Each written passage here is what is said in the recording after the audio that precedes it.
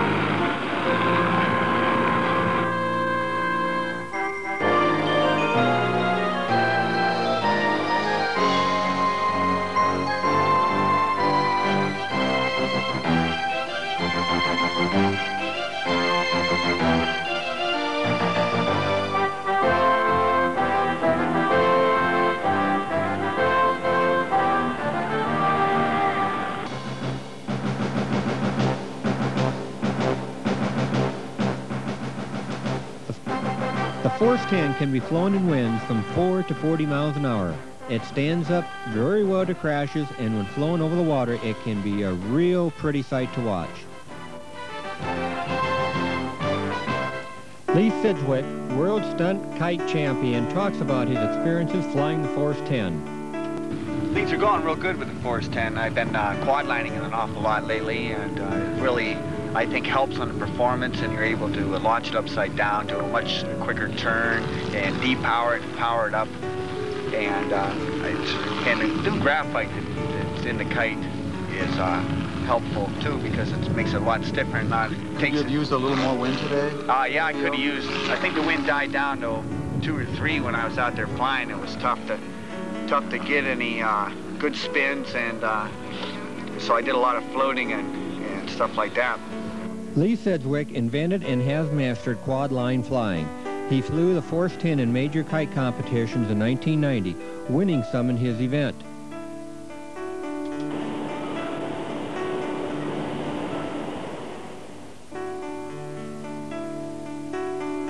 Well, here we are. We're flying a Force10 kite. Look how big it is. Can you see it? I tell you, this is one of the bigger kites I've flown, and one of the nicer kites. Once you quad line it, it turns into just a little pussycat instead of the big thing that it really is. Get out of the water, I said. This graphite's really nice because get off my head, because it really helps fly on the edge of the wind. I see it wants to fly on the water, but I don't. I got my shoes on. You know, what am I going to do? I'm solo flying at Force10 quad line. See that? Kite goes up to the dog stake up there, Comes back here, and I fly it back on myself. Gives the kite a little more personality. You gotta maneuver your handles enough to keep the kite flying in the air and giving it a sort of art form.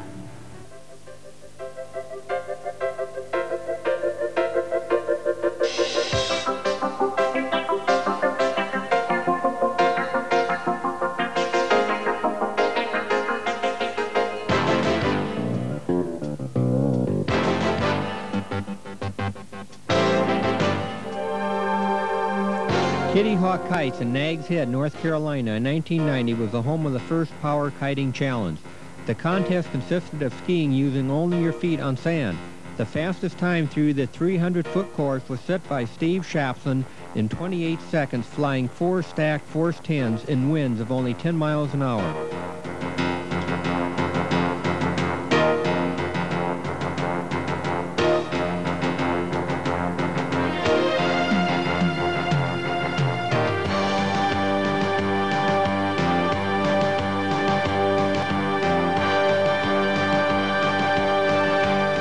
George Bentley used 5 Force 10s to win second place. Next year, Kitty Hawk will introduce a somewhat more difficult course involving cones where the flyer must sand ski around each cone. The Force 10 can be used for snow skiing on frozen snow-covered lakes or open fields. One can ski very close to the wind, just like sailboats do on the water. Ask this store more about Force 10 Power Kites. Move up to a Force 10 Power Kite today.